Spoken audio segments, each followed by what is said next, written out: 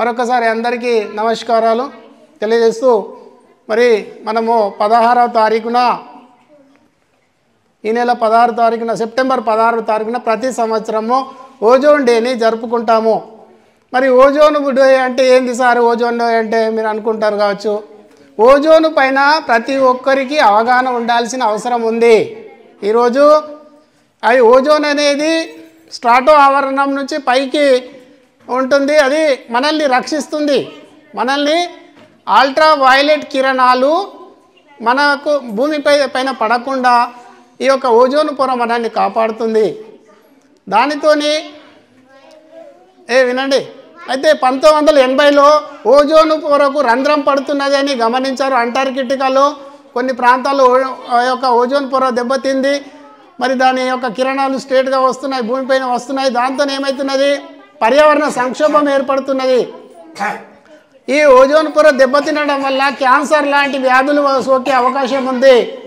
మరియు మహిళలకు సంతాన ప్రాప్తి కలగదు. మరి చర్మ వ్యాధులు, అనేక రకమైన చర్మ వ్యాధులు సోకే ప్రమాదం ఉన్నది. ఈ భూమండలము సకల జీవకోటికి ఆధారము. కాబట్టి ఈ ఒకవేళ ఓజోన్ పొర దెబ్బతింటే ఈ ప్రపంచంలో ఈ భూమిపైన జీవకోటి మనుగడ అనేది ప్రశ్నార్థకంగా మిగులుతుంది. అన్ని జీవకోటులు చనిపోయే అవకాశం ఉంటుంది. ఈ భూమండలం వేడెక్కే ప్రమాదం ఉంది. కాబట్టి ప్రతి ఒక్కరు కూడా ప్లాస్టిక్ని నిషేధించాలి. ముఖ్యంగా ఆ ప్లాస్టిక్ వాడడం వల్ల, దుకాణాల్లో ప్లాస్టిక్ మనం వాడడం వల్ల, అవి దాన్ని కాల్చడం వల్ల వాతావరణం వేడెక్కిపోతుంది. ఆ వేడి అనేది ఇక్కడనే ఉండి మరి భూమండలంలో వేడి అనేది ఎక్కువ పెరుగుతుంది. కాబట్టి మనము దుకాణానికి వెళ్ళినప్పుడు మన ఇంటి నుంచి ఒక సంచిని తీసుకువెళ్ళాలి. అంతేకాకుండా ప్లాస్టిక్ని కాల్చవద్దు, చెట్లను నాటాలి. ప్రతి ఒక్కరు చెట్లను నరకవద్దు. ఇప్పుడు పట్టణీకరణ అనేది వేగంగా పెరుగుతుంది. చెట్లను విచ్చలవిడిగా నరుకుతున్నారు. దాంతో వాతావరణం వేడెక్కిపోతున్నది. కాబట్టి ప్రతి ఒక్కరు కూడా ఈ పర్యావరణం పైన అవగాహన ఉండాలి. పర్యావరణం లేకుంటే ఇక్కడ జీవకోటి అనేది ఉండదు. కాబట్టి ప్రతి ఒక్కరూ ఈ యొక్క ఓజోన్ పైన అవగాహన ఉండాలని ఈ సందర్భంగా కోరుకుంటూ ధన్యవాదాలు తెలియజేస్తున్నాం. 16 అక్టోబర్ సెప్టెంబర్కు ఓజోన్ డే. ఓజోన్ డే అసలు ఓజోన్ డే గురించి మీకు తెలుగులో ఒకసారి చెప్తాను. అతి నీలోహిత కిరణాలు అంటారు దాన్ని, అల్ట్రా వైలెట్ రేస్.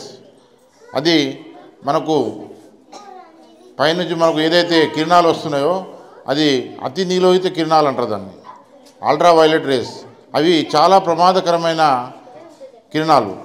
అయితే దానికి ఓజోన్ పొర ఏం చేస్తుందంటే అక్కడ మనకు ప్రమాదం నుంచి కాపాడి మనకు ఈ సన్ రేస్ అని చెప్పేసి మనకు వస్తూ ఉంటుంది. ఏదైతే మనం సన్ రే అనుకుంటామో అది దానికన్నా ప్రమాదకరమైన ఏదైతే ఉందో అది అతి నిలోహిత కిరణాలు.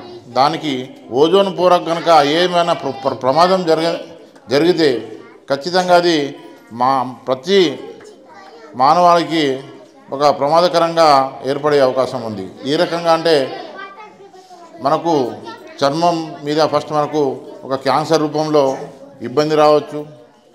అదేవిధంగా మనకు ఏ రకమైన ఆరోగ్యమైన సమస్య రావచ్చు, వివిధ రకాల సమస్య వస్తూ, అదేవిధంగా ఇప్పుడు మనకు ఇక్కడ చెప్పినట్టు ఓజోన్ లేయర్ ఉంటుంది చూడు, మనకు సూర్యుడి నుంచి వచ్చే ఓజోన్ లేయర్ ఏదైతే ఉందో అది అల్ట్రా వైలెట్ రేస్ ఉన్నాయి కదా, ఇవన్నీ మనకు వచ్చినప్పుడు ఇక్కడ ఓజోన్ లేయర్ ఇక్కడ మనకు రంధ్రం పడిన తర్వాత మనకు ఎక్కడైతే సూర్యుని కిరణాలు ఇక్కడ స్ట్రేట్గా మనకు వచ్చిన తర్వాత అయితే ఓజోన్ లేయర్ అన్నది మనకు రిఫ్లెక్ట్ అయిన తర్వాత మనకు సూర్యుని కిరణాలు మన భూమి మీద రావాలి. అయితే రంధ్రం పడ్డ తర్వాత ఏదైతే మనకు ఓజోన్ లేయర్ కాపాడకుండా డైరెక్ట్ వస్తుందో అది మనకు ప్రమాదకరంగా మారి ఇవాళ క్యాన్సర్కు కారణమవుతుందని చెప్పేసి ఈ సందర్భంగా చెప్తా ఉన్నాము. మరి ఈ విషయము అందరికీ తెలియాల్సిన అవసరం ఉంది. అదేవిధంగా ప్లాస్టిక్ కానీ మనం ఇప్పుడు ఎక్కడ పోయినా కానీ చిన్న షాప్లో పోయినా కానీ ప్లాస్టిక్ అవసరము, ఆ ప్లాస్టిక్ ద్వారా వచ్చే ఏదైతే రోగాలు ఉన్నాయో ఆ విషయం వాళ్ళకు తెలియక ఖచ్చితంగా వాళ్ళు ఏదో ఒకటి ప్లాస్టిక్లో వేసి ఇస్తున్నారు మనకు. మరి ఆ ప్లాస్టిక్ ద్వారా వచ్చే ప్రమాదం ఏ రకంగా ఉందో ఇది ఓజోన్ రూపంలో మనకు ఉంది. కాబట్టి ఈ ముప్పు నుంచి మనం బయటపడాలంటే మనం చెట్లు నాటాలి, అదేవిధంగా మనకు ప్లాస్టిక్ని తగ్గించాలి. కాబట్టి ఈ ఓజోన్ పొర గురించి అందరికీ తెలియాల్సిన అవసరం ఉంది. కాబట్టి మరి అందరికీ ఈ విషయము తెలియజేస్తూ మరి నా ఇచ్చిన ఉపన్యాసం ముగించుకుంటూ థ్యాంక్ యూ సార్.